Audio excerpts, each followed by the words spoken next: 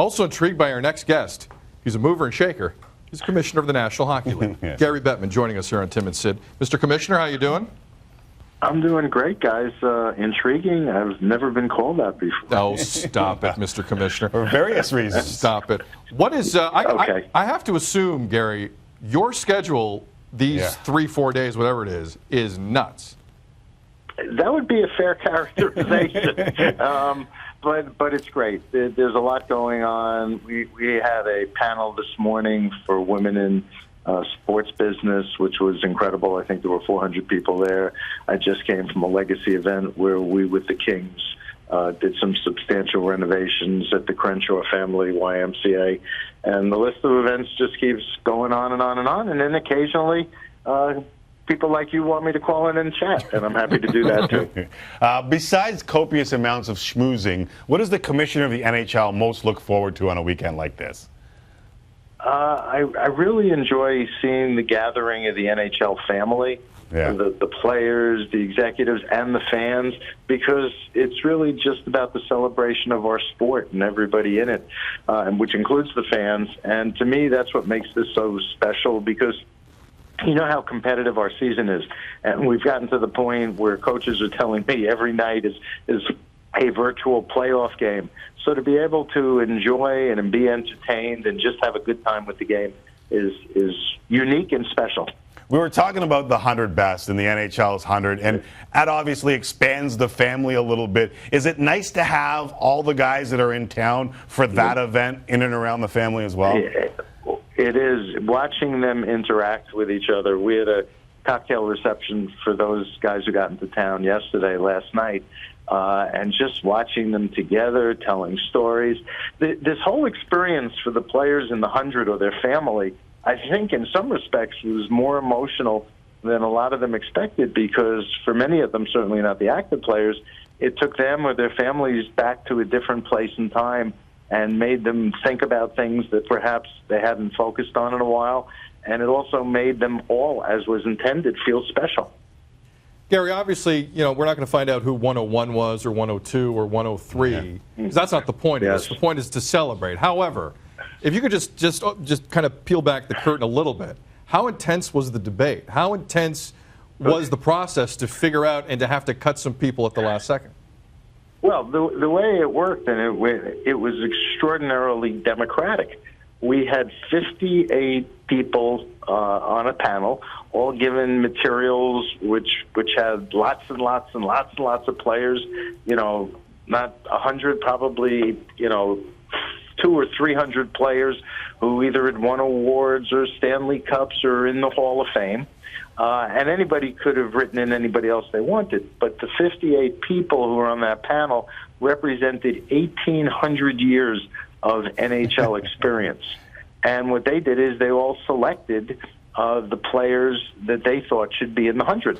Nobody on the panel got all 100 correct. And so there's going to be a great debate, because there are a lot of people who are going to say, how could you omit this one? How could you omit that one? But when you look at the 100, whether or not there's somebody else you thought should have been in it, all of the 100 deserve to be there.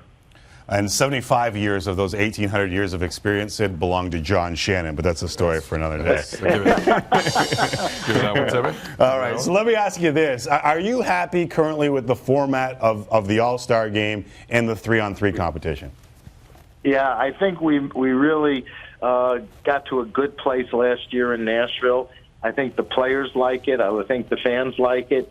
There is intensity. The championship game, the third game last year, was really very well played, because if you're there and you have a chance to split $1 million, you want to win. Yeah. It was very entertaining. You know, people always have said about the All-Star games in all sports, it doesn't necessarily reflect what you see in a regular game. Well, of course, that's the case. But what I think we've been able to do is highlight the elements of our game that are fun and entertaining and skillful, and put those on display in a meaningful way. I'm with you. All right, Gary, before we let you go, because we understand it, you're just slammed down there. We're about a year and a couple of weeks away from the Winter Games here. When do you need to know whether your players will be taking part? we're not the ones who are setting a deadline. I mean, we've focused on the optionality of it. Nothing has changed or transpired since the board met in December when I updated them on what was, or more importantly, wasn't going on. And there is, as I think clear, a fair amount of negativity by the clubs on the disruption to the season that taking an almost 3-week break means. And, you're hearing actually a lot of complaining this year about a compressed schedule because the Players Association insisted on the 5-day break in return for us being able to do the 3-on-3 at the All-Star game. So, it's very complicated, but as things stand right now, there's nothing new. Will there be any conversations in Los Angeles? No, I don't think so. Rene Finzel, if he comes, is coming as my guest. We have no meetings scheduled on this topic. Is there any chance that you could go to China without going to South Korea, Gary?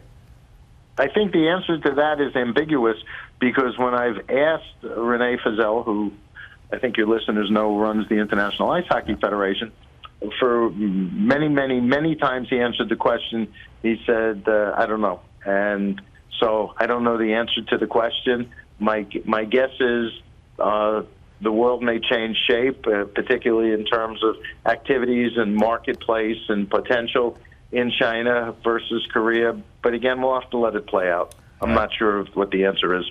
Okay. Gary, forgive me, because I know you don't work in hypotheticals ever, but there are going to be players in your league, let's say you don't decide to go. There are going to be some players in the media very quickly, I would assume, of a high profile who say, I'm going to South Korea. How does the commissioner of the National Hockey League handle that? Well, we'll cross that bridge when we come to it. The fact is, I think all of our players respect the fact that they're employed by teams in the National Hockey League.